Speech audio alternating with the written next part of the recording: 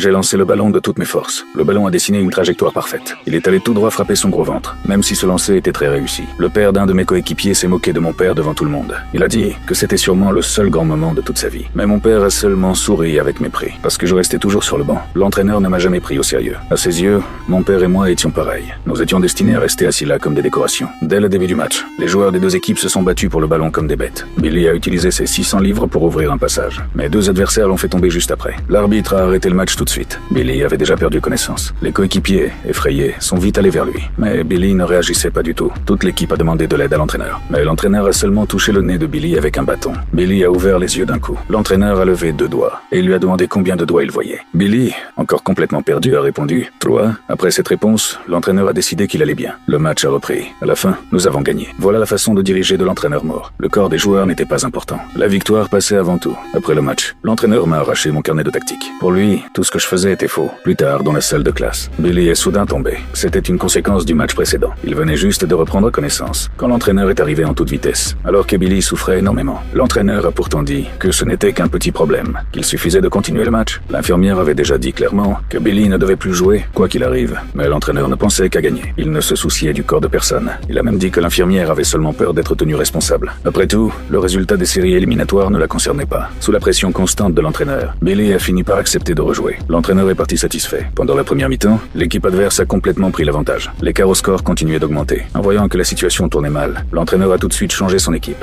Et il a forcé Billy à entrer sur le terrain, même s'il portait encore un masque à oxygène. Je suis tout de suite intervenu pour l'arrêter. Je ne pouvais pas laisser mon coéquipier jouer alors qu'il était blessé. Mais l'entraîneur avait peur que son plan échoue. Il a repoussé ma main d'une gifle. Il ne pensait qu'à la victoire. Billy est allé à sa place en avançant avec difficulté. Mais dès le début du jeu, il est encore tombé au sol. Il n'arrivait même plus à rester debout. Au même moment, notre capitaine Lance a aussi été violemment percuté par un adversaire. Sa jambe droite a été blessée. Et c'était justement la jambe où il avait déjà reçu une injection. Lance criait de douleur sans arrêt. Son père ne savait plus quoi faire. Tout le stade est devenu silencieux. Tout le monde pensait que le match était déjà perdu. Mais l'entraîneur est resté à côté, sans réagir. La jambe de Lance risquait même de ne plus jamais fonctionner normalement. Quand Billy s'est réveillé, son visage était rempli de culpabilité. Il n'arrêtait pas de s'excuser. Il répétait encore et encore que tout était de sa faute. Lance a été emmené hors du terrain. À ce moment-là, l'entraîneur n'avait plus d'autre choix. Il a dû me faire entrer. Après être resté si longtemps sur le banc, j'ai enfin eu ma chance de jouer.